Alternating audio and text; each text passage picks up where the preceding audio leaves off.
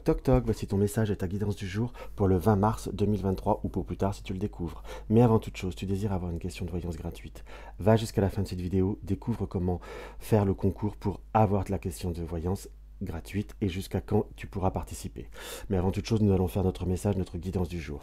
En ouverture, nous allons prendre l'oracle scénique qui va être l'énergie générale. En développement, nous allons prendre notre rêves enchantés de Kiro Marchetti comme ceci et en carte conseil, notre petit grimoire de la magie de Eve Kurigan. Allez, n'hésitez pas également à vous poser tout simplement une question, à un questionnement ou à vous positionner plus précisément par rapport à un domaine pour analyser et écouter ce que le tirage a à vous dire. Si vous désirez un peu plus de temps, n'hésitez pas à appuyer sur la touche pause. On y va maintenant.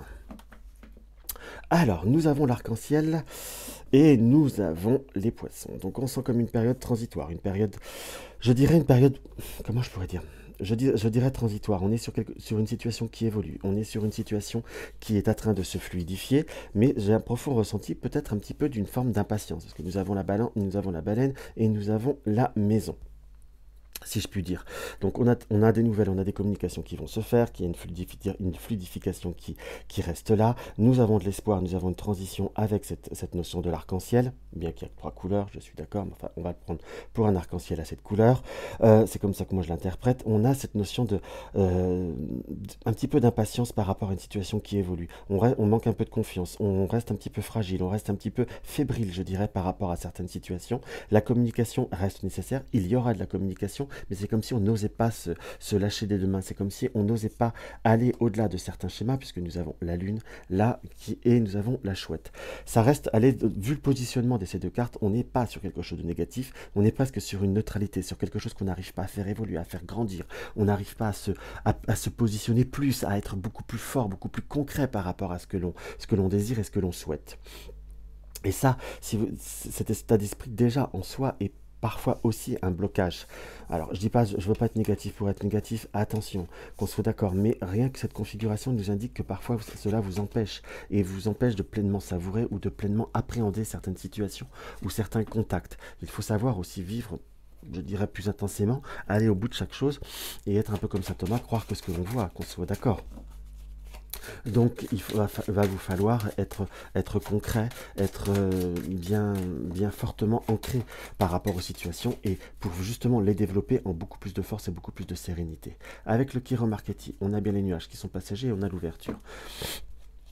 Donc on a par rapport à une situation qui évolue, qui s'ouvre, on a quand même des petites embûches ou des émotions qui se troublent, si je puis dire. On voit que ça reste sur du court terme, puisqu'après après la pluie, il y a le beau temps. On a le trèfle qui nous indique qu'il y a comme une rapidité, un développement qui se fait, peut-être pas à votre rythme, c'est vraiment ce que je ressens, par rapport à une situation qui s'enracine, soit par rapport à la maison, par rapport à un projet qui doit évoluer, qui doit être constructif. Pour ceux qui recherchent à faire des travaux au point de vue de la maison, c'est quelque chose qui va avoir à arriver, qui va avoir à se concrétiser, que l'on soit d'accord, mais on a quand même des très très belles cartes d'enracinement, d'ancrage de situation et de développement. Puisque là, nous avons l'ouverture. Là, on sent qu'il y a des petits blocages, il y a des opportunités de croissance, de quelque chose qui doit s'enraciner. On stabilise ses fondements. On a, par contre, devoir aussi sortir d'un certain état, si je puis dire, couper certains obstacles, certaines communications non dites. On pourrait voir qu'on sent qu'il y a comme soit une situation passée ou une personne ou un schéma répétitif qui vous bloque, qui vous empêche d'être dans la pleine réalisation de votre communication, de votre expression de vous-même, je dirais presque d'exprimer le soi en fait. Et là, on nous montre très clairement qu'il va falloir travailler cela, je vous dirais transcender cela. On sent qu'il y a la possibilité, qu'il y a, je sais pas, j'ai vraiment presque à vous dire qu'il n'y a pas de problématique vis-à-vis de cela, très concrètement parlant, mais il va falloir aussi s'accorder d'aller au-delà de certaines circonstances. Là, vous voyez, j'ai presque envie de me tirer une carte de l'oracle manuscrit qui va nous indiquer quelque chose. Savoir bien examiner qui va nous donner des informations complémentaires. Nous avons examiné et trouvé l'équilibre. Il va falloir aussi savoir quel est votre équilibre, quel est réellement votre objectif, et ne pas laisser peut-être le mental, les doutes, les incertitudes, le côté très conventionnel ou comment ça doit se faire, prendre le pas par rapport à un développement que l'on désire, que l'on souhaite, qu'on soit bien d'accord.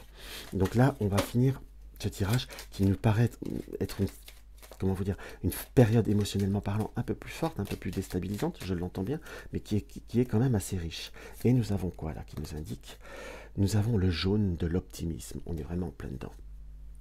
J'adore quand c'est vraiment la bonne synchronisation des jeux. Nous avons le jaune de l'optimisme, pardon. J'entends un canari solaire, testoyant sur un bon air. Ces élans de joie, je suis porté par ces chants de foi que l'on fredonne en chœur pour accueillir confiant le bonheur.